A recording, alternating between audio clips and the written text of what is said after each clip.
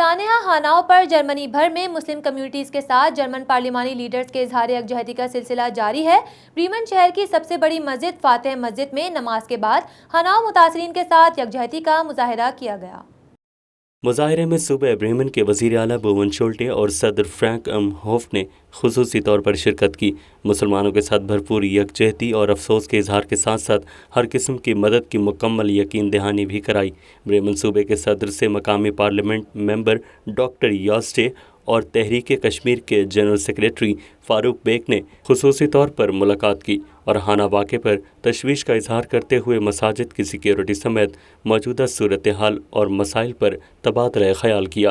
فاروق bag نے ہانو شہر کے دہشت گردانہ واقعے کے بعد پیدا ہونے والی تشویشناک صورتحال اور مسلم کمیونٹی کے مسائل پر توجہ دلائی، جس پر حکومتی ارکان نے نہ صرف تسلی بخش جواب دیے بلکہ مسلمانوں کے جذبات کی بھی ترجمانی کی۔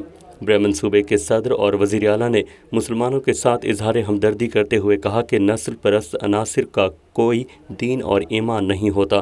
ہمیں انتہائی دکھ ہے کہ ہانہ واقعے میں قوم کے نوجوان جان کی بازی ہار گئے۔ ہم تمام جاں بحق افراد کے لواحقین اور کمیونٹی کے اس غم میں برابر کے شریک ہیں۔